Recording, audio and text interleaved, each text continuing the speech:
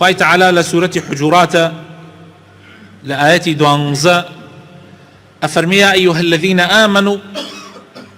اجتنبوا كثيرا من الظن إن بعض الظن إثم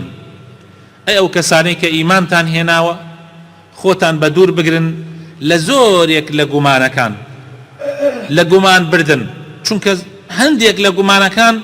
توشي تاوان وقناحي قورتان أكا ولا تجسسوا خوتان لجاسوسيو كل قرتن بباريزن ولا يغتب بعضكم بعضا هنديك تان نرون باسي هنديك ترتان بكن لباشملا غيبتي يك بكن أيحب أحدكم أن يأكل لحم أخيه ميتا فكرهتموه هيچ كسيك لأيوا بيخوشك برا گوشتي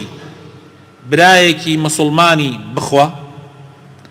يعني كاتك برايكي أمري برا گوشتكي بكالي بخوا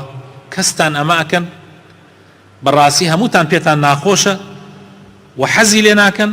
دي كوابو واتقوا الله خوتان بپارێزن لە نافەرمانیەکانی خوا و لە غەیبەت کردن و لە جاسوسی کردن و لە گومان بردنی خراپ إن الله تواب الرحيم خوا لێتان خۆش ئەبێ ئەگەر ئێوە بەڕاستەقینەی تەوبە بکەن و بگەڕێنەوە خوای تەعالا لێبوردەیە خوای تەعالا بەبەزەییە